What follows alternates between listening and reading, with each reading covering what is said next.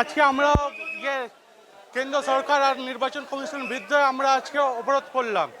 এত হ্যারাসমেন্ট করছে আমাদেরকে, ভারতবাসী হয়ে আমরা এত ডকুমেন্ট দেওয়ার সত্ত্বেও আমাদেরকে রিজেক্ট করছে, কোনো স্যাটিসফাই করছে না। কি কাগজ ওরা চাই সবই আমরা দিচ্ছি, তাও একবার নোটিশ হেয়ারিং করার পর দ্বিতীয়বার আবার করছে। সাধারণ মানুষ পুরো সবাই পরিশান আছে। আমরা দিন আনি দিন খাই, সব এই কাগজ নিয়ে দৌড়াদৌড়ি করে আমরা পরিশান হয়ে আছি।